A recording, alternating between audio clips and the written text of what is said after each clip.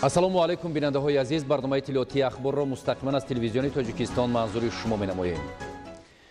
имрӯз маросими савгандёдкунии президенти ҷумҳурии Тоҷикистон баргузор гардид. ҷараёни баргузории ин чорабинии муҳими сиёсӣ тавассути тамоми шабакаҳои телевизионӣ ва радиоӣ мустақиман пахш гардид. хотиррасон бояд намуд ки рӯзи 11 октябри соли равон ба тариқи интихоботи умумии халқӣ номзад аз ҳизби халқи демократии Тоҷикистон Эмомалӣ Раҳмон бо 92% овозҳои интихобкунандагон ба мақоми президенти ҷумҳурии Тоҷикистон интихоб шуданд. маросими ба иҷрои вазифа шурӯъ намудани президенти ҷумҳурии Тоҷикистон дар қасри миллат бо супурдани шаҳодатномаи президенти ҷумҳурии Тоҷикистон аз ҷониби раиси комиссияи марказии интихобот ва райпурсии ҷумҳурии Тоҷикистон ва нишони президенти ҷумҳурии Тоҷикистон аз ҷониби раиси суди конститутсионии ҷумҳурии Тоҷикистон ба асосгузори сулҳу ваҳдати миллӣ пешвои миллат президенти ҷумҳурии Тоҷикистон муҳтарам Эмомалӣ Раҳмон оғоз ёфт. гузориши хабарнигорони мо.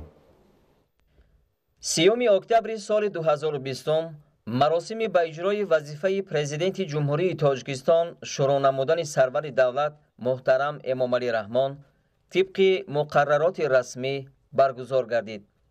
хотиррасон бояд намуд ки рӯзи 11 октябри соли 2020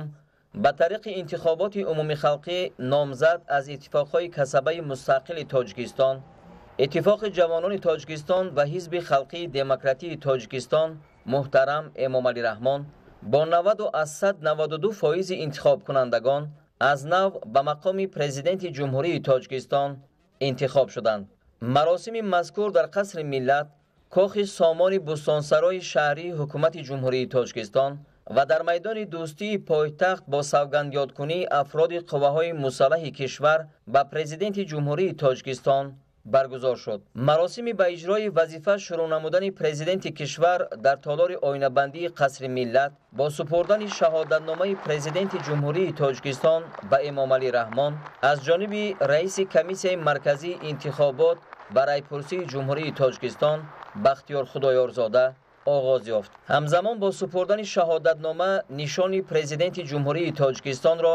раиси суди конститутсионии Тоҷикистон Ашурзода Абдулҳафиз ба Эмомалӣ Раҳмон супорид. дар толори кохи сомон раиси маҷлиси миллии маҷлиси олии ҷумҳурии Тоҷикистон муҳтарам Рустами Эмомалӣ ва раиси маҷлиси намояндагони маҷлиси олии ҷумҳурии Тоҷикистон Маҳмадтоҳир Зокирзода тибқи конститутсияи ҷумҳурии Тоҷикистон, аъзои маҷлиси миллӣ ва вакилони маҷлиси намояндагони маҷлиси олӣ ҷаласаи якҷояи сеюми маҷлиси миллӣ ва маҷлиси намояндагон даъвати шашумро ифтитоҳ карда якҷо ҳозир шуданд. дар толор ҳамчунин аъзои ҳукумати мамлакат, роҳбарони намояндагиҳои дипломатии кишварҳои хориҷӣ, собиқадорони ҷангу меҳнат ва намояндагони аҳли ҷомеа ҳузур доштанд. қатори мошинҳои сарвари давлат муҳтарам Эмомалӣ Раҳмон барои ёд кардани савганд аз қасри миллат ҷониби кохи сомони бӯстонсарои ҳукумати ҷумҳурии Тоҷикистон ҳаракат намуданд.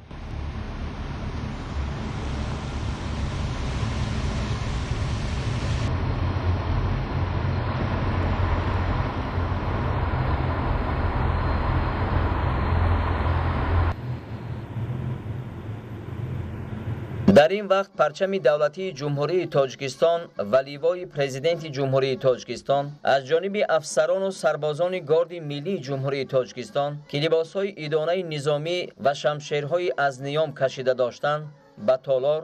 зери оҳанги мутантани фахрӣ ва марши махсус ворид карда шуд. дар болои шоҳсуфа парчами давлатии ҷумҳурии Тоҷикистон аз ҷониби рост ва аз ҷониби чап ливои президенти ҷумҳурии Тоҷикистон гузошта шуданд. хотиррасон мекунем ки ливои президенти ҷумҳурии Тоҷикистон аз рӯи рангҳо ва андозаш монанди парчами давлатии ҷумҳурии Тоҷикистон буда. дар маркази он тасвири дирafши ковён омадааст ки он нишони хос ва босуботи давлатдории миллӣ аз даврони қадим аст. дар қисми болоии дирafши ковён найза тасвир ёфтааст ки рамзи ирода ва қудрати ҳифзи давлат мебошад. қисмати чаҳоргонаи дирafши ковён чаҳор тарафи ҷаҳонро таҷассум мекунад ки рамзи равобити нек, дӯстӣ ва ҳамкорӣ бо ҳама кишварҳои олам аст. дар дохили дирafши ковён чаҳор шохаи марғула дар даври хуршед ҳамчун рамзи ҳамеша дар ҳаракат будани вақту замон, даври замин ва аносири коинот дар атрофи хуршед انعکاس یافته بیانگر بخت، وحدت، سعادت و پیشرفت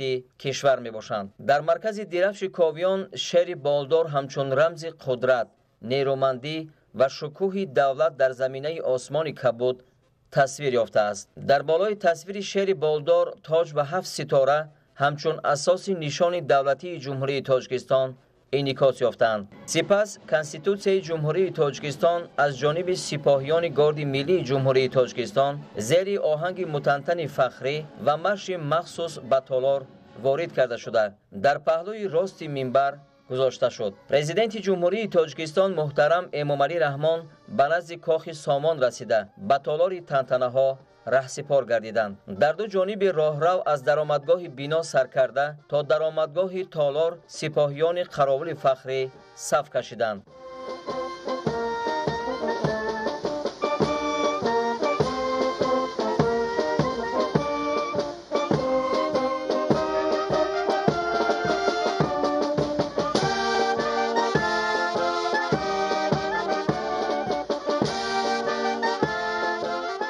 پرزیدنت جمهوری تاجیکستان محترم امامعلی رحمان به تالار تنتنه های سوگند یادکنی زیر آهنگ متنتن و مارش افتخاری وارد شدند.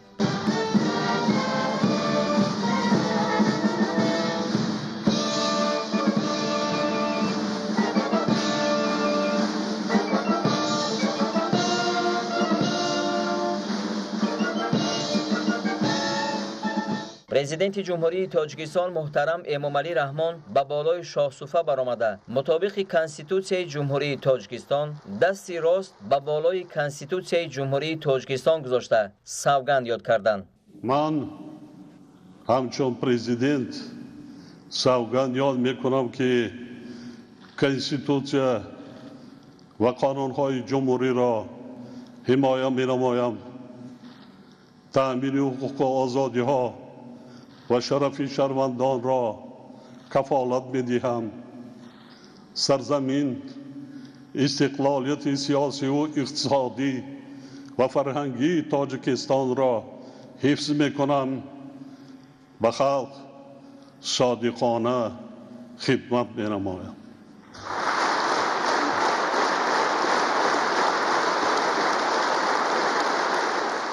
بعد از این سرود ملی جمهوری تاجیکستان در اجرای ارکستر سیمفونی و همسرایان و اهل تالار به طور زنده صدا داد.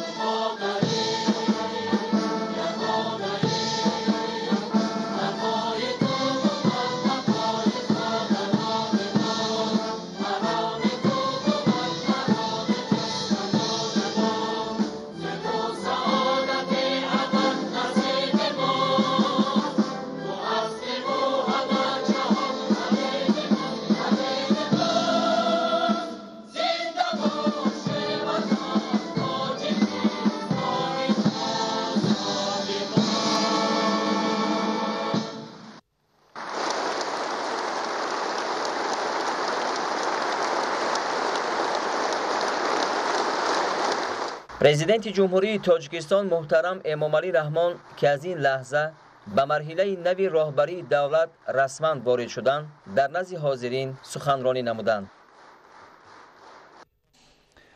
баъди анҷоми суханронии сарвари давлати тоҷикистон муҳтарам эмомалӣ раҳмон зери садои мусиқии ифтихорӣ ва кафкӯбии бардавоми ҳозирин ба маросими гулгузорӣ ба пояи муҷассамаи ваҳдати миллӣ ва эҳёи тоҷикистон ва савганди садоқат ёд намудани афроди қувваҳои мусаллаҳи ҷумҳурии тоҷикистон ба президенти ҷумҳурии тоҷикистон ба майдони дӯстии пойтахт раҳсипор шуданд.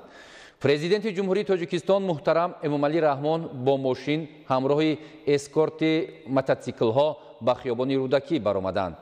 дар майдони дӯстӣ ҷузъу томҳои қувваҳои мусаллаҳи ҷумҳурии тоҷикистон саф ороста буданд.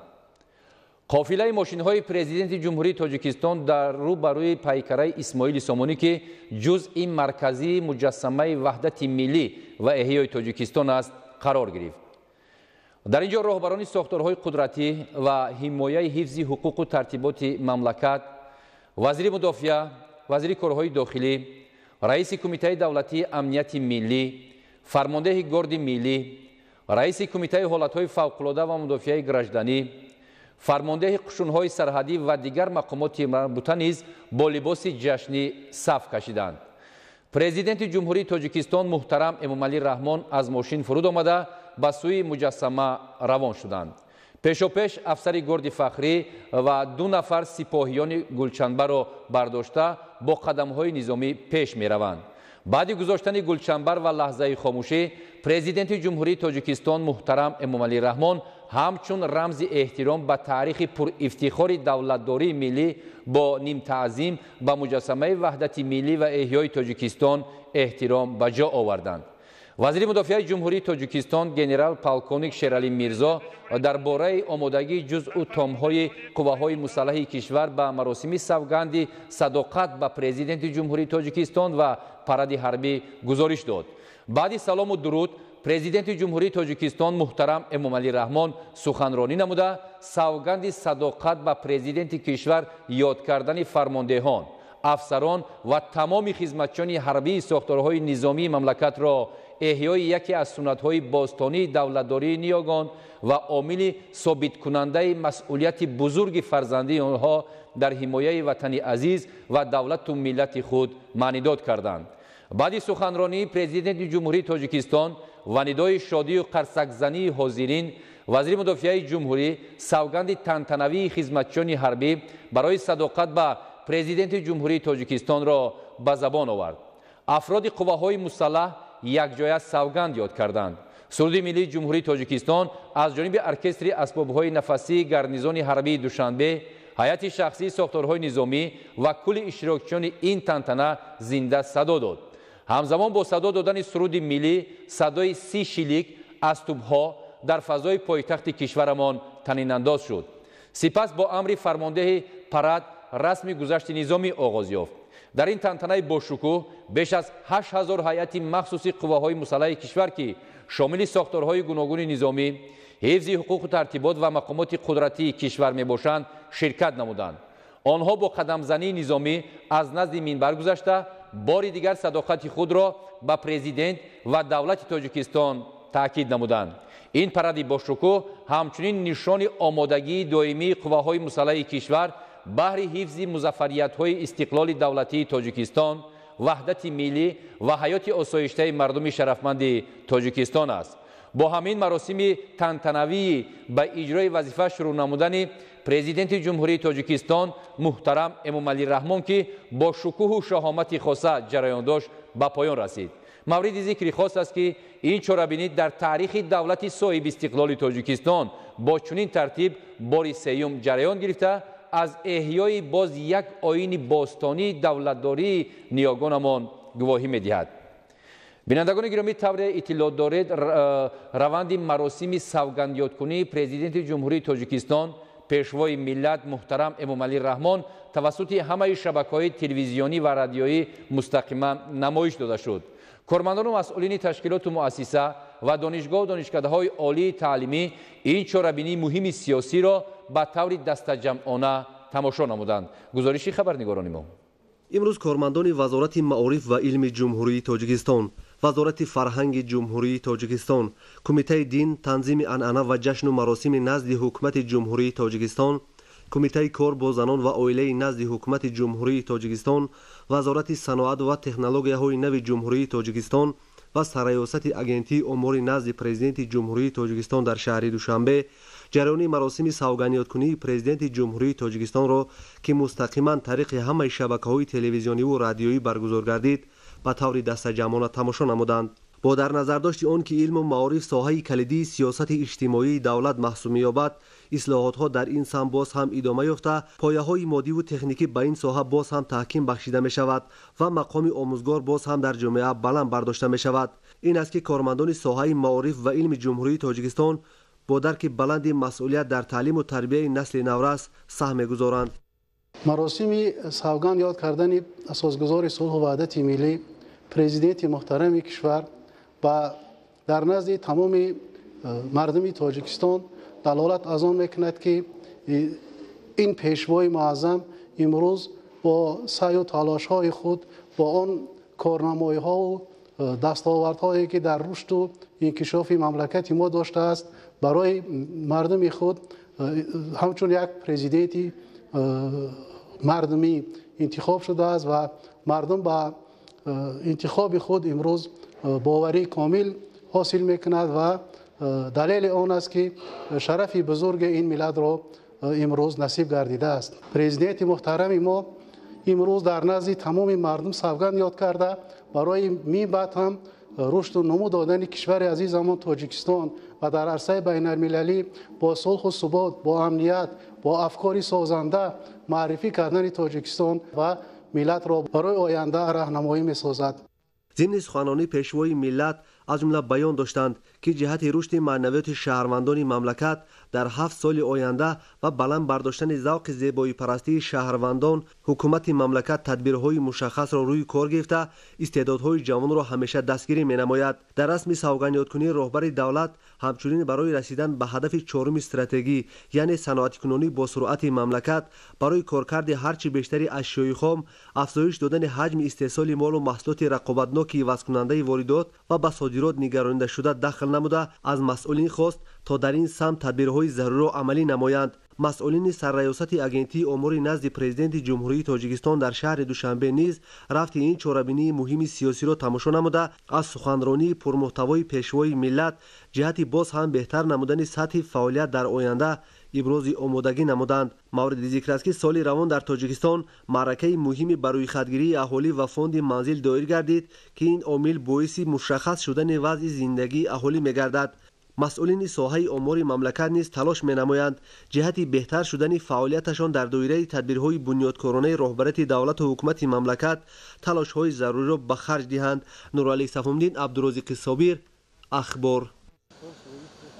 امروز در برابر دیگر تشکیلات دوره مملکت مسئولان و کارمندان ریاست بانک دولتی امانتگذاری جمهوری تاجیکستان امانت بانک نیز مستقیما روند سوگند یادکنی پرزیدنت جمهوری تاجیکستان را طریق مانیتورها یکجا تماشا نمودند. کارمندان بانک دولتی با شنیدن سخنرانی پرمحتوای پیشوای ملت با شکرگزاری از دولت صاحب استقلال بیان داشتند که در رشد منبعث وطن خود سهم می‌گذارند. طوری گفته شد در دوام سالهای استقلالیت تاجیکستان مشکلات زیادی اقتصادی را پس سر کرده امروز با کشوری دارای نظام موثر مناسبت‌های بازرگانی، اقتصاد ملی رشدیابنده و فضای مساعد برای تطبیق نقشه‌های بزرگ پیشرفت تبدیل یافته است. تاجیکستان حالا امکانیت واقعی گذشتن به مرحله صفتا نوی رشد اقتصادی و اجتماعی را نائل گشته است و آینده آن درخشان خواهد شد. تکرسی اساسی بنیاد دولتی از نگاه اقتصادی پیشرفته و منتظم رشدیابنده تشکل اقتصادی بازار قابل رقابت و موثر میباشد و برای این همه سمت‌های اصلاحات اقتصادی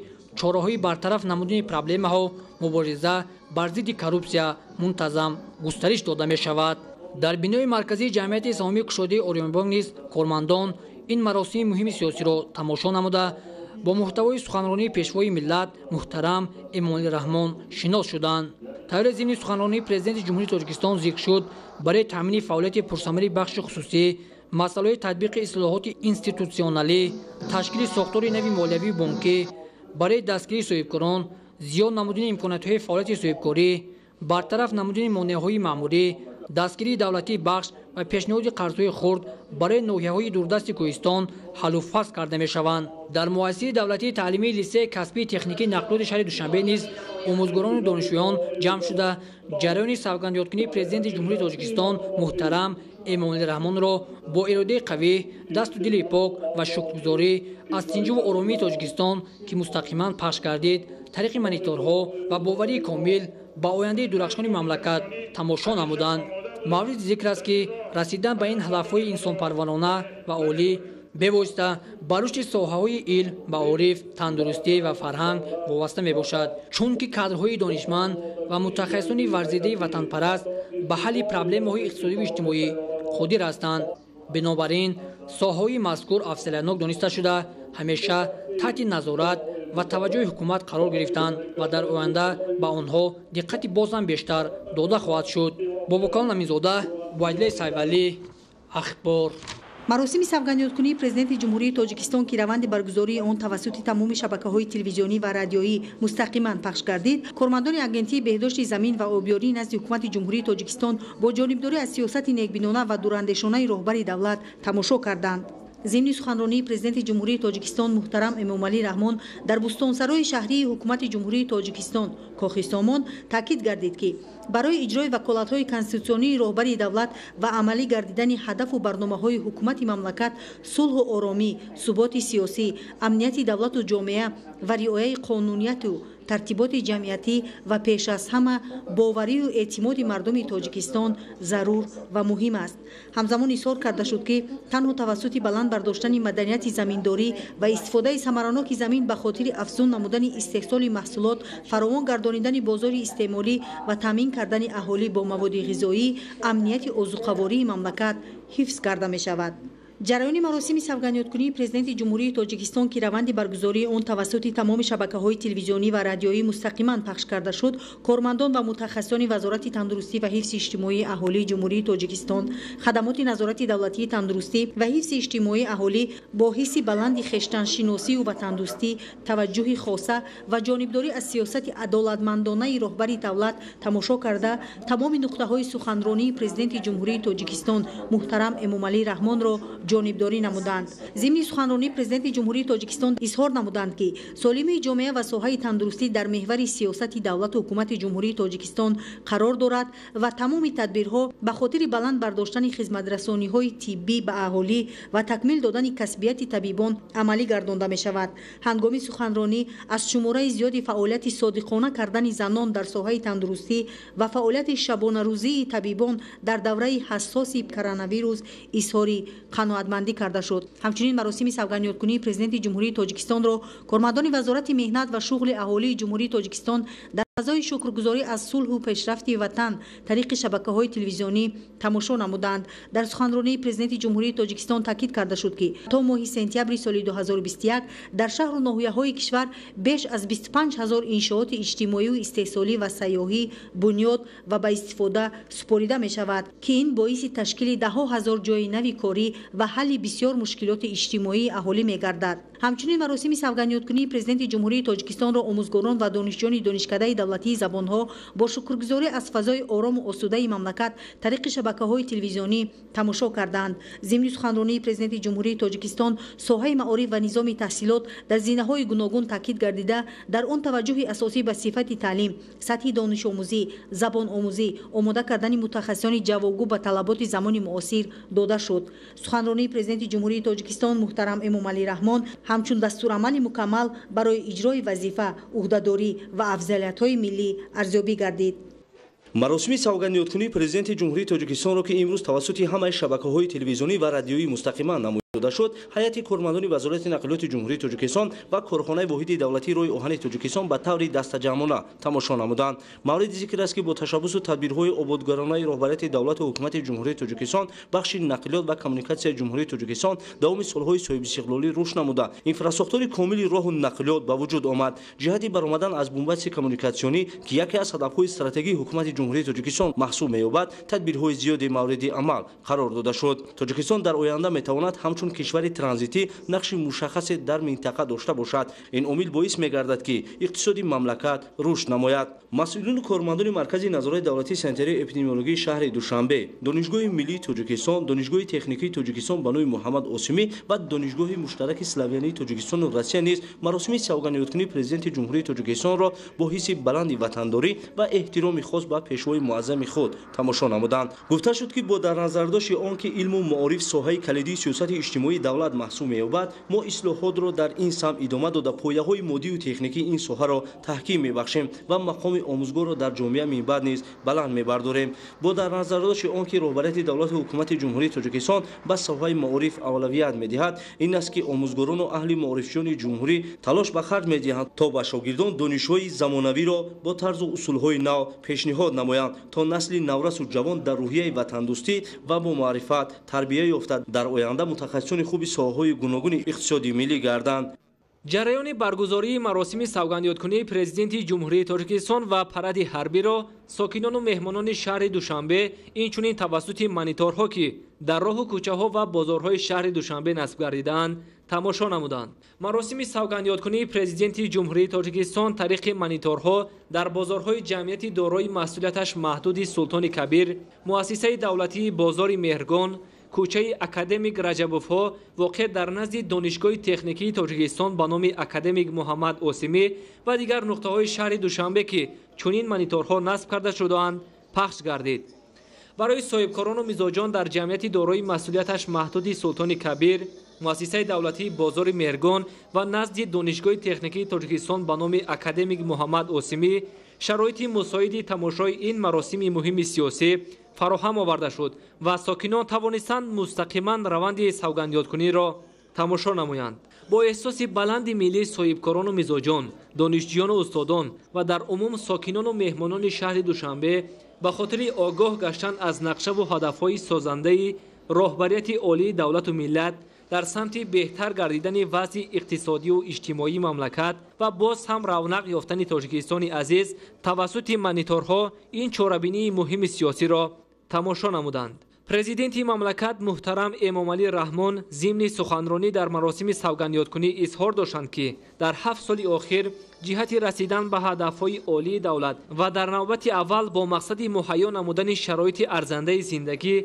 برای مردم کشور خیلی کارهای نظررس به انجام رسانیده شدند و در همین زمینه جهت فراهم آوردن شرایط باز هم بهتر زندگی شایسته به هر یک شهروند در 7 سال من بعد نیز نقشه‌های مشخص استراتژی معین کرده شده است که عملی شویشان امکان پذیر است. رشد صاحبکاری، تقویت شریک دولت به بخش خصوصی و به این وسیله مهیا ساختن جایهای نو کاری و تقویت اقتدار صنعتی و صادراتی، اینچنین رقابت پذیر نمودن محصولات وطنی از جمله تدبیرهای میباشند که در دایره نقشه‌های استراتژی در سالهای من بعد عملی کرده میشوند.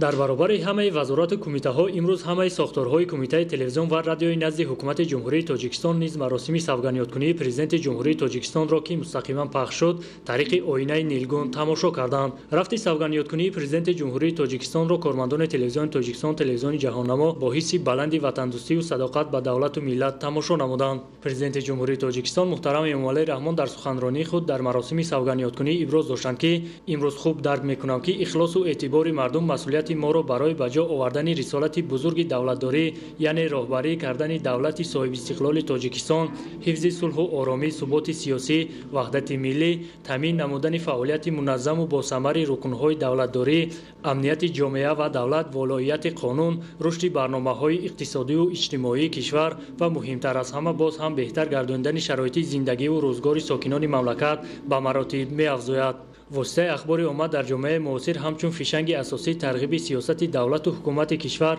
و بررسی سطح و صفت برنامه‌های تلویزیون و رادیوهای دولتی و مطبوعات دوری میباشد. در زمان معاصر و روند با سرعت زود تغییر یابنده جامعه جهانی نمایندگان واسطه اخبار عامه را ضرور است برای به مردم به طور فوری رساندن رویداد و واقعه‌ها فعال باشند. با استفاده از تمام شرایط مادی و تکنیکی و نیروی ذهنی به تهیه برنامه‌های هدفرس بیننده، خواننده و شنونده خود را از وضع جهان آگاه سازند. همچنین رفت سوگندیادکنی پرزیدنت جمهوری تاجیکستان را کارمندان ریاست اگنتی اجتماعی و نفقه نزد حکومت جمهوری تاجیکستان در شهر دوشنبه در تالار کارخانه با درک بلند وطندوستی طریق شبکه‌های تلویزیونی تماشا نمودند. ریاست агентии اجتماعی و نفقه نزد حکومت جمهوری تاجیکستان در شهر دوشنبه مراسم سوگندی‌کنی پرزیدنت جمهوری تاجیکستان را پورا تماشا نمودند.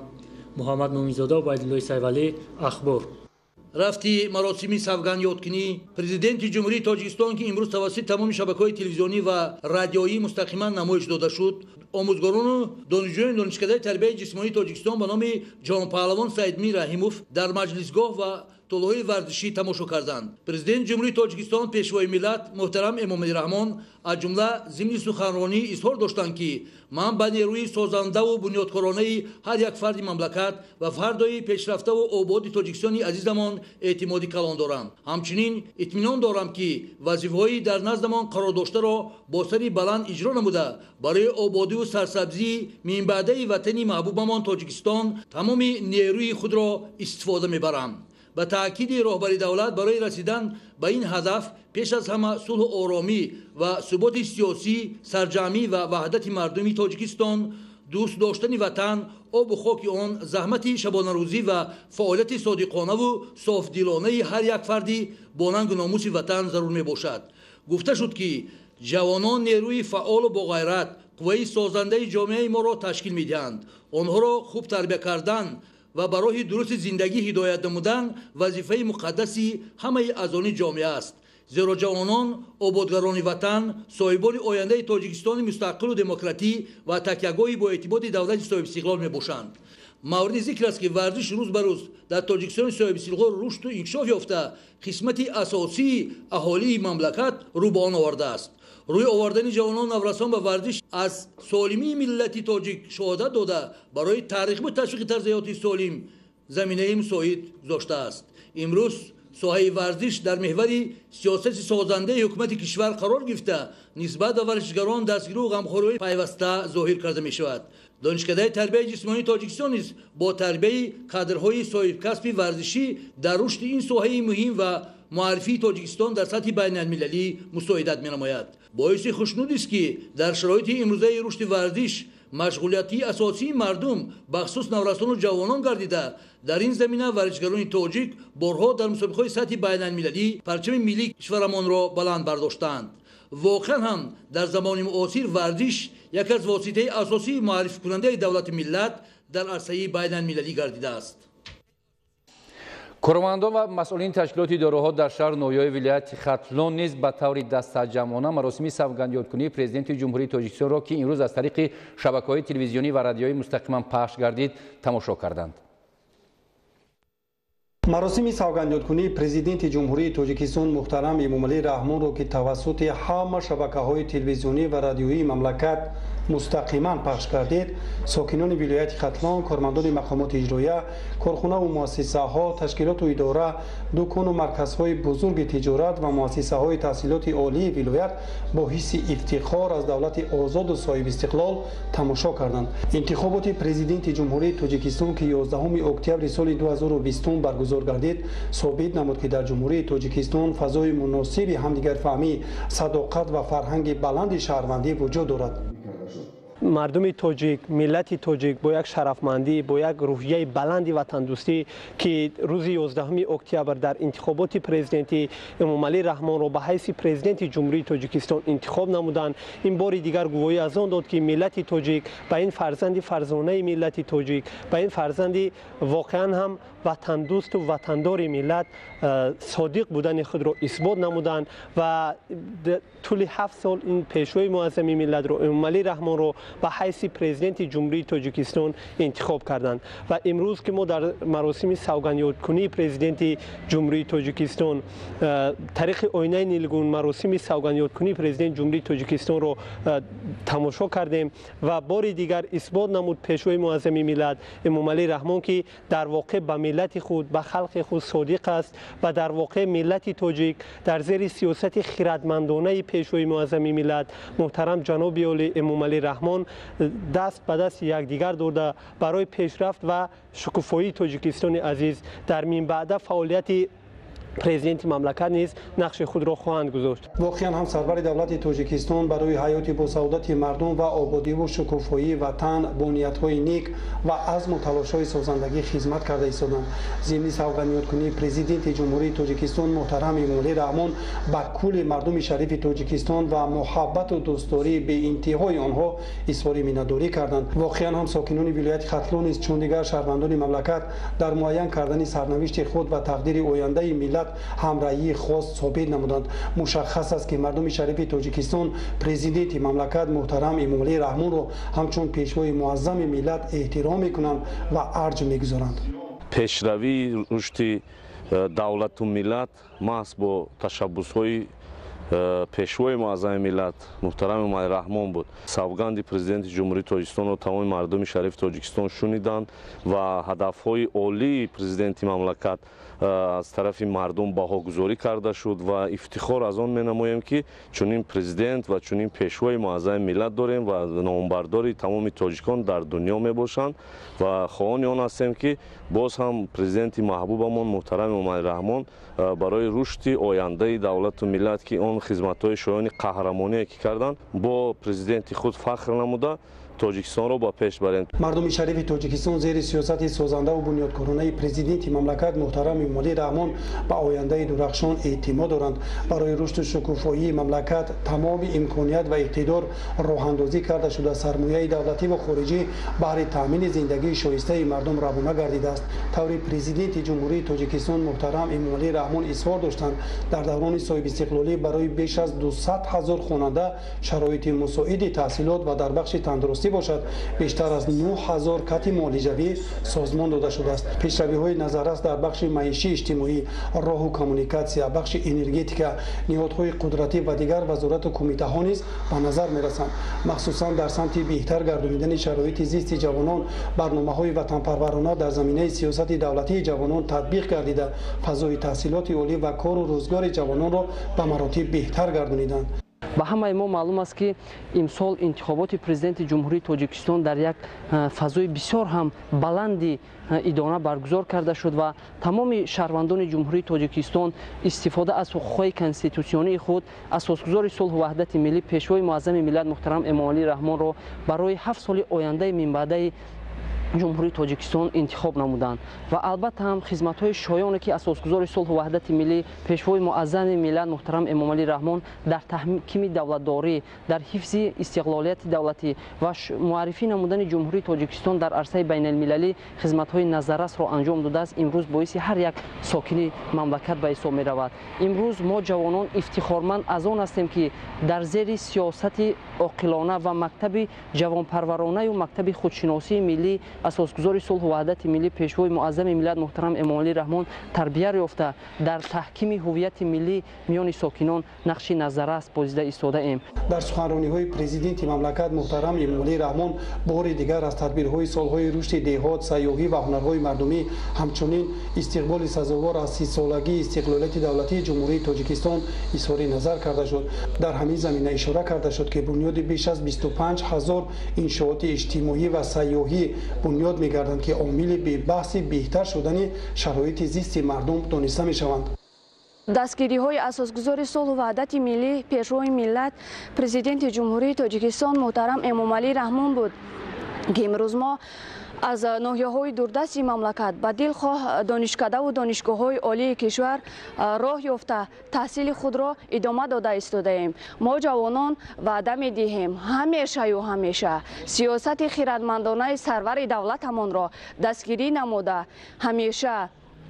ба мисли ангушtoни як даст, шохобҳои як руд, гулҳои як боғ, меваҳои як дарахт ва фарзандони як модар амал намуда баҳри рушди мамлакат саҳми арзандаи худро бигзорем. воқеан ҳам ҷавонон дар меҳвари сиёсати инсонпарваронаи сарвари давлат қарор доранд. бахши ҷавонон ва занон ҳамчун ниҳоди иҷтимоӣ дар минбаъда низ рушду инкишоф хоҳанд ёфт. маросими савганиёткунии пешвои миллат муҳтарам эмомалӣ раҳмонро ки мустақиман пахш гардид дар бузургтарин марказҳои тиҷорату савдои вилояти хатлон самимона тамошо карданд. воқеан ҳам эҳсос мешуд ки ҳар як сокини вилояти хатлон новобаста аз касбу кор ва масъулияти хидматӣ ба давлату миллати хеш ва президенти мамлакат садоқати самимӣ доранд. абдурозиқи азизу байдиллои қодир, вилояти хатлон, اخبار.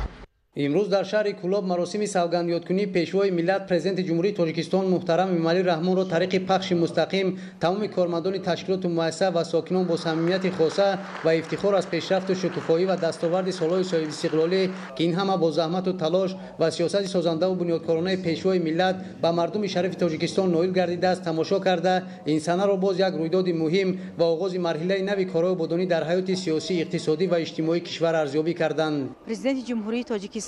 باری دیگر هنگامی سوگند یاد کردن خیش یادآور از آن گردیدند که باز هم به تاجیکستانی صاحب استقلالمان رشد و نمو میبخشند و همه آن دستگیری هایی که در سمت معارف و تندرستی جوانان، زنان و بانوان، سیاحت و مهمانداری و همچنین ورزش کرده میشوند. همه اینها بهر بهبودی خلق عزیز کشورمان روانه گردیده و ما اهل زیای مملکت در اطراف سیاست خردمندانه، معارف پرورانه و فرهنگ پرورانه اساسگذار صلح و وحدت ملی پیشوای ملت پرزیدنت جمهوری تاجیکستان متحد گردیده برای در آینده سهمی با سزای خود را گذاشتن در رشد و نموی همه بخش‌های خواجگی خلق مملکت صادقانه خدمت نماییم. سوگند پرزیدنت سوگند ماست و صداقت به وطن، صداقت به این سرزمین اجدادی برای هر یکی ما مقدس است. پرزیدنت جمهوری تاجیکستان در مراسم سوگندیادکنی اومید به پیشرفت وضع اقتصادی و اجتماعی کشور و تطبیق هدفهای حکومت جمهوری در دوام سالهای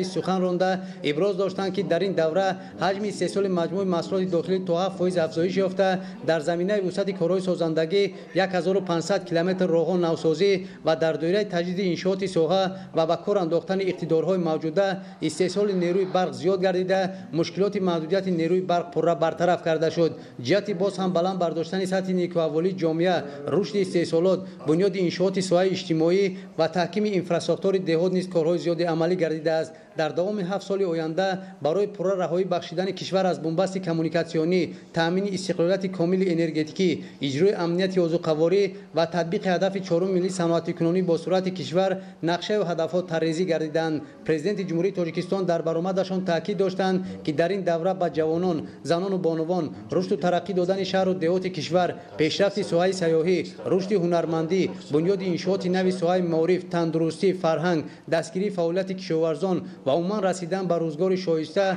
و پرسعادت هر یک ساکن کشور افضلیت بیشتر داده می شود. پرزیدنت کشور ما، پیشوای محبوب ملت ما، در حقیقت آن سروری است که می تواند جامعه ما را به قله‌های از این هم بالا میبرد. ما روحی تازه گرفتیم از سخنرانی پیشوای محبوب ملت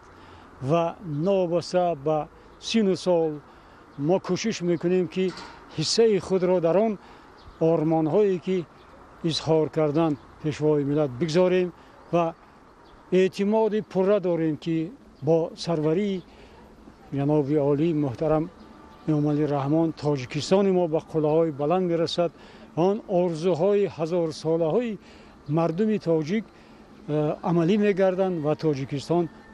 شکوفان می شود. چهاربینی مراسم سوگندیادکنی پرزیدنت جمهوری تاجیکستان محترم امومالی رحمان را امروز در برابر دانشگاه و دانشکده و مؤسسه‌های میانه کسبی در مرکز جوانان شهر کولاب نیز جوانان فعال شهر به طور دست جمعانه تماشا کردند. امروز ما مراسم سوگندیادکنی پیشوای معظم ملت پرزیدنت جمهوری تاجیکستان محترم امومالی رحمان را تماشا کردیم. پیشوای معظم ملت ضمن سخنرانی خودشان به جوانان بهای بلند دادند و گفتند که جوانان یک حسی بلندی وطن دوستی، میهن دوستی، وطن پروری دارند و ما جوانان کوشش می‌نماییم که به این باوری های پیشوای معظم ملت سزاوار باشیم و باز هم کوشش میکنیم که در پیروی پیشوای ملت بهر وطنی عزیز محبوب خودمان سهم خود را گذاریم. برای برخوردار شدن از این چهاربینی مهم در هر یک مؤسسه مانیتور و در کوچه و گلگشت، مرکز و نقطه‌های سودا و باغ‌های فرهنگی حدود شهر طریق رادیو جریان مراسم سوگندیاتکنی پرزیدنت جمهوری تاجیکستان مستقیما پخش کرده شد و ساکنان شهر باستانی کولاب در قطار دیگر مردم شریف کشور سوگند پیشوای ملت را سوگند خویش در راه رشد و پیشرفت آینده درخشان تاجیکستان و حفظ دستاوردهای استقلالیت معنی داد کرده همگان اقدام گرفتند که برای عملی گشتن هدفهای پیشوای ملت پرزیدنت جمهوری تاجیکستان محترم امامعلی رحمان صداقتمندانه زحمت خواهند کشید. امروز که مراسم سوگندیاتکنی پرزیدنت جمهوری تاجیکستان اساسگذار صلح و وحدت ملی پیشوای ملت محترم امامعلی رحمان توسط شبکه‌های تلویزیونی و رادیویی کشور مستقیما پخش کرده شد، ساکنان و کارمندان کسب و کار گوناگون ناحیه دنقره با احساس بلند افتخار ملی آن را تماشا نمودند. در طور مقامات اجرایی حکومت دولتی ناحیه با فراهم آوردن شرایط مساعد کارمندان روند با تنتنه سوگندیاتکنی پرزیدنت کشور را که برای 7 سال من بعد مسئولیت تامین و حفظ حقوق و آزادی‌های ساکنان کشور را به ذمه گرفت تماشا کرده برای جانبداری و در عمل تطبیق نمودن هدف و مقصدهای پیشوای ملت که برای رشد و نمو کشور و بهداشت شرایط روزگار ساکنان نگرانیده شده است بیان نمودند. امروز به ما عیان است که این سوگندیاتکنی پیشوای معظم ملت به تمام سنت‌های معیارهای بین المللی جامعه جهانی موافقت می‌کند. ما با باوری کامل گفته می‌توانیم که تاجیکستان عزیز به تمام سمت‌های مختلف حیات جامعه به دستاوردهای نهایت مهم نائل می‌گردند. کارمندان سود ناحیه با صمیمیت تام نسبت پرزیدنت کشور مراسم سوگندیاتکنی محترم امامعلی رحمان را که در انتخابات پرزیدنتی در تاریخ 11 اکتبر سال روان با جانبداری اکثریت ساکنان کشور برای 7 سال من بعد به این مقام پرمسئولیت پرزیدنت جمهوری تاجیکستان انتخاب گردیدند تماشا نمودند. پرزیدنت کشور محترم امامعلی رحمان ضمن مراسم سوگندیاتکنیشان در ادامه برآمدهای پرمحتوای خویش اوید به همه جبهه‌های حیات اجتماعی دخل نموده با پیشنهاد فکت و دلیل‌های مشخص دقت حاضرین را جلب نمودند. از جمله اوید به باز هم بهتر نمودن سطح و صفت تعلیم و تربیت در مؤسسه‌های تعلیمی عالی و کسبی، تیار ساختن متخصصان بلندپایه در همه ساحه‌ها با مانند ساحه معارف و تندرستی دستور و سپارش‌های مشخص پیشنهاد نمودند. هیئت استادان و دانشجویان دانشگاه دولتی دنقره از توجه و غمخوری‌های پیوسته رهبری دولت نسبت به ساحه علم و معارف و حیات اجتماعی و اقتصادی نسل جوان و آینده‌ساز اظهار هوسمندی و منتداری نمودند. امروز این معرکه سیاسی که برای جمهوری تاجیکستان نهایت تاریخی حساب می‌یافت بار دیگر ثابت ساخت که اراده متین خلق جمهوری تاجیکستان بسیار مستحکم است و کل شهروندان جمهوری تاجیکستان بر رهبریت عالی سیاسی کشور محترم امامعلی رحمان باوری و اعتماد خاصه دارند و ما جوانان ناحیه دنقره در برابر دیگر جوانان منطقه‌های گوناگون و جوانان جمهوری تاجیکستان برای تطبیق هدف‌های سازنده و هدف‌های برنامه‌ای پرزیدنت جمهوری تاجیکستان اساسگذار صلح و وحدت ملی پیشوای ملت محترم امامعلی رحمان تمام نیروی سازنده خود را سفربر خواهیم کرد. در دانشگاه دولتی طبی خطلان نیز هیئت استادان و دانشجویان مراسم سوگندیاتکنی و برآمد پرمحتوای پرزیدنت جمهوری تاجیکستان اساسگذار صلح و وحدت ملی پیشوای ملت محترم امامعلی رحمان را مستقیما تماشا نموده وابسته به نطق رهبری دولت اوید به ساحه طب به خصوص احترام و منتپذیری پرزیدنت کشور را نسبت خدمت‌های کارمندان ساحه تندرستی در دوره کرونا نوی کووید 19 برای فعالیت پرثمر من بعد خویش تکانی جدی و مهم پذیرفتند. برابر دیگر قشرهای جامعه کارمندان اداره کمیته زمینسازی و گیادزی ناحیه دنقره از مراسم با تنتنه سوگندیاتکنی پرزیدنت کشور محترم امامعلی رحمان اوید به هدف‌های سازنده رهبری دولت برای 7 سال من بعد برخوردار گردیدند. ساکنان مهنت‌قرین و دوست ناحیه دنقره ولایت خطلان جانبداری صمیمانه خود را وابسته به دستگیری و در عمل تطبیق نمودن برنامه‌های استراتژیکی و دولتی و دستور و سپارش‌های پرزیدنت مملکت بیان نموده با باوری تام اظهار داشتند که برای شکوفایی میهن و باز هم بلند گردیدن آبرو و نفوذ و بهتر گردیدن شرایط کار و روزگار ساکنان کشور در پیاده‌سازی نقشه و هدف‌های نیک و وطنپرورانه رهبری دولت از نیرو و توانمندی و تمام شرایط و امکانیت‌های موجوده مقصدناک و هدفمندانه استفاده می‌نمایند. صلاح‌الدین ماتов Зақибек Файзуллоев барои барномаи иттилооти ахбор аз ноҳияи Данғара. пахши мустақими маросими савгандиёткунии президенти ҷумҳурии тоҷикистонро ҳамчунин дар ноҳияи рашт ва шаҳри ваҳдат низ сокинон ва намояндагони касбу кори гуногун ба таври дастҷамъона тамошо карданд. гузориши хабардигорони мо. مراسم سوگندیادکنی پرزیدنت جمهوری تاجیکستان را که امروز توسط همه شبکه‌های تلویزیونی و رادیویی مستقیما نمایش داده شد، کارمندان کسب و کاری گوناگون در شهر وحدت از جمله هیئت کارمندان مقامات اجرایی حکومت دولتی شهر، ریاست معارف، آموزگاران و خوانندگان همه مؤسسه‌های تعلیمی، استادان و دانشجویان کالج طبی شهر، نمایندگان مقامات سود، پروکراتور، شعبه وزارت کارهای داخلی در شهر وحدت با حس بلند وطنداری و احترام خاص به پیشوای معظم خود تماشا نمودند. گفته شد که با در نظر داشت آنکه علم و معارف ساحه‌های کلیدی سیاست اجتماعی دولت محسوب می‌یابد، ما اصلاحات را در این سمت ادامه داده پایه‌های مادی و تکنیکی این ساحه‌ها را تحکیم می‌بخشیم و مقام آموزگارا در جامعه من بعد نیز بلند می‌برداریم. با نظر داشت آنکه راهبریت دولت و حکومت جمهوری تاجیکستان به ساحه معارف افضلیت می‌دهند، این است که آموزگاران و اهل معارفجان شهر وحدت تلاش به خرج می‌دهند که نسل نورس و جوان در روحیه وطن دوستی و خویشتن‌شناسی تربیت یافته در آینده متخصصان خوبی ساحه‌های گوناگون اقتصادی ملی گردند. با مقصد حفظ سلامتی جامعه و باز هم بهتر نمودن سطح خدمترسانی طبی به اهالی، با دستگیری حکومت جمهوری تاجیکستان در مرکز و دهات شهر و ناحیه‌های مملکت بنیاد و نوسازی مرکزهای سلامتی و بنگاه‌های طبی با مرام ادامه دارند. مورد ذکر است که با تشبث و تدبیرهای آبادگارانه راهبریت دولت و حکومت جمهوری تاجیکستان، ساحه‌های اقتصادیات و اجتماعیات مملکت دوام سالهای صاحب استقلالی رشد نموده، سطح زندگی ساکنان باز هم بلند برداشته شد. محمد علی عبدالکریم، شکرالله نورالله، وحدت اخبار. ساکنان ناحیه رشت در قطار دیگر مردم کشور عزیزمان سوگندیادکنی پرزیدنت جمهوری تاجیکستان پیشوای ملت محترم امامعلی رحمان را توسط شبکه‌های تلویزیون با حس بلند وطن دوستی و افتخار ملی تماشا کردند. استادان و دانشجویان دانشکده آموزگاری تاجیکستان در ناحیه رشت، دانشجویان کالج طبی، کارگران تشکیلات و مؤسسه، ساکنان و مهمانان، صاحبکاران بازار مرکزی و دیگر جماعت‌های شهرک و دهات، مردم دست جمعانه رفت سوگندیادکنی پرزیدنت جمهوری تاجیکستان پیشوای ملت محترم امامعلی رحمان را طریق مانیتورها تماشا کردند. برای تمام مردم تاجیک امروز یکی از روزهای تاریخی و فراموش نشونده خواهد بود، زیرا امروز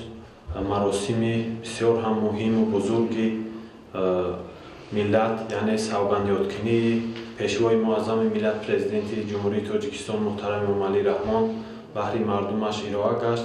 گردید و با اطمینان میتوان گفت که این مراسم را کلی مردم تاجیک تماشا کرده به خود یک نیرو و الهام تازه گرفتند و آن سخنرانی هایی که از طرف پیشوای معظم ملت بهر مردم ارائه گردید، از جمله به جوانان که آینده ساز ملت و دولت هستند، باوری کاملی پیشوای معظم ملت باید که حس افتخار کل جوانان باشد و میتوان گفت که ما در آینده چخیلی که پیشوای معظم ملت گفتن، باید که ما در آینده برای پیشبردی تمام ساحه‌های جمعیتی از جمله برای صاحب علم نمودن نسل نورس همیشه کوشش نماییم و در حفظ منفعت‌های ملی، فرهنگ، تمدن و آبادی‌های کشور عزیزمان همیشه سعی نماییم. تاریخ نوین دولتداری تاجیکان با سروری اساسگذار صلح و وحدت ملی پیشوای ملت پرزیدنت جمهوری تاجیکستان محترم امامعلی رحمان همچون بنیادگذار دولت نوین و استقلالت واقعی کشور علاقمند می باشد. مناسبت نیکبینانه و فعالیت عملی سرور دولت در قلب مردم کشور موقع ناتکرار و سزاوار خود را جای نموده، اساس دستگیری و باوری خلق به سیاست پیش گرفته راهبر دولت گردیدند. این صداقت و صمیمیت را پیشوای معظم در جریان خدمت‌هایش در نزد خلق و وطن ثابت نموده، نام تاجیکستان عزیز ما با پیشوای محبوبمان عمیق پیوست گردیده. این باوری مردم سربلند تاجیک با سروری خردمند خود می باشد. ما توسط آینه نیلگون سوگندی با تنتنه اساسگذار صلح و وحدت ملی پیشوای معظم ملت پرزیدنت کشور محترم امامعلی رحمان را تماشا کردیم و واقعا بعد از شنیدن این سوگند ما جوانان به یک وجد آمدیم و اساسگزاری صلح و وحدت ملی بعد از سوگند و در سخنرانیشان قید نمودند که ما به جوانان و آینده سازان کشور باوری کامل و اعتماد پوره داریم. ما جوانان در عوض به چنین غمخواری پدرانه اساسگزاری صلح و وحدت ملی و اعتماد بزرگشان وعده می‌دهیم که همیشه بهر آباد و زیبا گردانیدن وطن تمام قوه و نیروی خود را صرف نماییم. امروز ساکنان ناحیه رشت در سیمای پیشوای ملت، نجات بخش دولت و ملت، کفیل صلح و وحدت، بنیادگذار مکتب معاصر ملی و در مجموع همچون معمار دولتداری نوین تاجیکان و پیشوای اعتراف شده عمومی ملی را می‌بینند و از پیشوای محبوب خود همیشه افتخار دارند، چون که فعالیت او به گنجینه صنعت سیاسی داخل شده است. نام پیشوای ملت به رمز خلق تاجیک تبدیل یافته و راه طی کرده حیاتش نمونه محبت و صداقت به وطن و به مردمش می باشد. ایدیگولی محمود، دادرجان میرزازاده، برای برنامه اخبار از ناحیه رشت. در شهر مسکو فدراسیای روسیه مراسم سوگند یادکنی پرزیدنت جمهوری تاجیکستان را کارمندان سفارت و دیگر نمایندگی‌های رسمی مملکت با احساس گرمی و تندرستی تماشا نمودند. گزارش محمد علی سفر و خورشید سید احمد. در سفارت جمهوری تاجیکستان در فدراسیای روسیه کارمندان و نمایندگی‌های رسمی مملکت مراسم سوگند یادکنی پرزیدنت جمهوری تاجیکستان محترم امامعلی رحمان را تماشا کردند. مورد با تاکید است که با به دست آوردن استقلالیت دولتی جمهوری تاجیکستان با راهبری خردمندانه و سیاست سازنده و بنیادکارانه پرزیدنت جمهوری تاجیکستان محترم امامعلی رحمان در سمت‌های مختلف خواجگی خلق مملکت به دستاوردهای نظررس نایل شده برای ساکنان زندگی شایسته و با سعادت فراهم گردید. در دایره کارهای سازندگی و آبادانی و تطبیق موفقانه هدف‌های استراتژی مملکت ده‌ها انشاءات تعیینات گوناگون ساخته مورد استفاده قرار گرفته آبرو و نفوذ مملکت در عرصه بین‌المللی بلند گردید. برای رشد منبعدهای ساحه‌های خواجگی خلق مملکت مردم سربلند تاجیک در پرتو سیاست بنیادکارانه پرزیدنت جمهوری تاجیکستان محترم امامعلی رحمان فعالانه سهم گذاشته بهر تحکیم پایه‌های دولتداری و حفظ موفقیت‌های دوران صاحب استقلالی یکدلانه و با حس بلند وطن‌دوستی جهد و تلاش خواهند کرد. محمد علی سفر، خورشید سعید احمد از شهر مسکو فدراسیای روسیه برای برنامه اخبار. کارمندان و مسئولین تشکیلات و اداره‌ها در شهر و ناحیه‌های ولایت مختار کوهستانی بدخشان نیز به طور دسته‌جمعانه مراسم سوگند یادکنی پرزیدنت جمهوری تاجیکستان را به طور دسته‌جمعانه تماشا نمودند. گزارش خبرنگاران ما در این خصوص. مراسم سوگند یادکنی پیشوای ملت محترم امامعلی رحمان طریق همه شبکه‌های تلویزیونی مستقیما پخش گردید که کل باشندگان ولایت مختار کوهستانی بدخشان جریان مراسم مذکور را با یک دلگرمی به فردای درخشان کشور تماشا کردند. باشندگان شهر و ناحیه‌های ولایت مختار کوهستانی بدخشان مراسم به اجرای وظیفه شروع نمودن اساسگزاری صلح و وحدت ملی پیشوای ملت پرزیدنت جمهوری تاجیکستان محترم امامعلی رحمان را در تالار مقامات اجرایی حاکمیت دولتی ولایت مختار کوهستانی بدخشان با دایره وسیع کارمندان کسب و کار گوناگون، استادان و دانشجویان دانشگاه دولتی شهر خاروخ، کالج طبی شهر، اداره و مؤسسه‌ها، کارمندان ریاست وزارت کارهای داخلی در ولایت مختار کوهستانی بدخشان، مقامات‌های سود و پروکوراتورا، خدمات گمرک، ریاست مالیه، اگنتی دولتی مبارزه با کروپسیا، اگنتی نظارت مواد نشه‌آور، شعبه منطقوی بانک ملی در شهر خاروخ، کارمندان امانت بانک، قسم‌های حربی و نظامی، تشکیلات‌های دولتی و غیر دولتی و شریکان رشد دسته‌جمعانه مراسم سوگند یادکنی پیشوای معظم ملت را با یک جهان اخلاص و صمیمیت والا پیگیری نمودند. زیرا هر یک ساکن ولایت مختار کوهستانی بدخشان افتخار از آن دارد که زیر لوای صلح و دوستی و آسمان صاف و بی‌غبار میهن زندگی آسوده حالانه دارد. امروز سوگند یادکنی سرور دولت را ما تماشا کردیم و به آینده درخشان وطن و وطنداری خود باز یک بار دیگر باوری حاصل کردیم و ما هم می‌داریم که در پرتو صلح و امنیت تاجیکستان ما سال تا سال رو به رشد و انکشاف می‌نهد و ما همچون یک شهروند جمهوری تاجیکستان با سرور دولت و با سیاست خردمندانه سرور دولت ما باوری کامل داریم. президент ҷумҳурии тоҷикистон эмомалӣ раҳмон мутобиқи конститутсияи ҷумҳурии тоҷикистон дар назди ҳозирин иброз дошт ки ман ҳамчун президент савганд ёд мекунам ки конституция ва қонунҳои амалкунандаи ҷумҳуриро ҳимоя менамоям, таъмини ҳуқуқу озодиҳо ва шарафи шаҳрвандонро кафолат медиҳам, сарзамин, истиқлолияти сиёсиву иқтисодӣ ва фарҳангии тоҷикистонро ҳифз мекунам ва ба халқу миллат содиқона хизмат менамоям. хурду бузурги маркази маъмурии вилояти мухтори кӯҳистони Бадахшон шаҳри Хорух шарафманд аз он ҳастанд ки маҳз иштироки фаъолонаи онҳо дар маъракаи муҳими сиёсӣ интихоботи президенти ҷумҳурии тоҷикистон боис шуд ки сарвари ғамхори миллат, сиёсатмадори муваффақ ба мақоми президенти ҷумҳурии тоҷикистон бо ифтихори баланд соҳиби қадрдонии мардуми тоҷик гардид. чун тақдири минбаъдаи халқи тоҷик ба дӯши пешвои муаззами миллат муҳтарам эмомалӣ раҳмон вогузор гардид ва савганд ёд карданд ва мо кормандони раёсати вазорати корҳои дохилии ҷумҳурии тоҷикистон низ савганд ёд мекунем бори дигар ки барои халқу барои давлати худ софдилона ва аз рӯи остонаи имону инсоф хизмат мекунем ва волояти қонун дар назди мо масъулияти аввалин дараҷа ба ҳисоб меравад. зимни суханронии асосгузори сулҳу ваҳдати миллии пешвои миллат президенти ҷумҳурии тоҷикистон муҳтарам эмомалӣ раҳмон ба тамоми мардуми тоҷикистон ва ҳамватанони бурунмарзӣ барои иштирок дар маъракаи муҳими сиёсӣ интихоботи президенти ҷумҳурии тоҷикистон арзи сипос ва миннатдории самимии хешро баён намуд. гуфта шуд ки ҳанӯз аз рӯзҳои аввали фаъолият дар маснади роҳбари давлат аз пуштибонии самимии мардуми шарафманди кишвар ва тамоми табақаҳои ҷомеа тавонистам бо иродаи мустаҳкам ва азми қавӣ дар ин маснад қадам гузорам. баъди анҷоми суханронӣ кормандони идораву муассисаҳои ҳудуди вилояти мухтори кӯҳистони Бадахшон ҷараёни гулчанбаргузорӣ дар пояи муҷассамаи аввалин давлати тоҷикон Шоҳ Исмоили Сомонӣ ва савгандёдкунии ҷузу томҳои қувваҳои мусаллаҳи кишвар ба президенти ҷумҳурии тоҷикистон ки дар майдони дӯстӣ доир гардид дастаҷамона тамошо намуданд. баъди гузоштани гулчанбар маросими гузашти низомӣ ҷараён гирифта роҳбарияти олии мамлакат савганди садоқат ба президенти кишвар ёд кардани фармондеҳон, афсарон ва тамоми хизматчиёни ҳарбии сохторҳои низомии мамлакатро эҳё ва яке аз суннатҳои бостонии давлатдории ниёгон ва омили собиткунандаи масъулияти бузурги фарзандии онҳо дар ҳимояи ватани азиз ва давлату миллати худ маънӣ дод намуд. сокинони сарбаланди вилояти мухтори кӯҳистони Бадахшон то анҷом ёфтани маросими гузашти зебои низомӣ маросими мазкурро якдилона пайгирӣ ва тамошо намуданд. бинандаҳои азиз, ин буд нашри навбатии барномаи иттилоотии ахбор. мо боз пас аз чанд лаҳза шуморо аз ҷараёни савгандёдкунии президенти ҷумҳурии тоҷикистон ва дигар хабару гузоришҳое ки аз шаҳру ноҳияҳои мамлакат ба дасти мо расиданд ошно месозем. саломат бошед.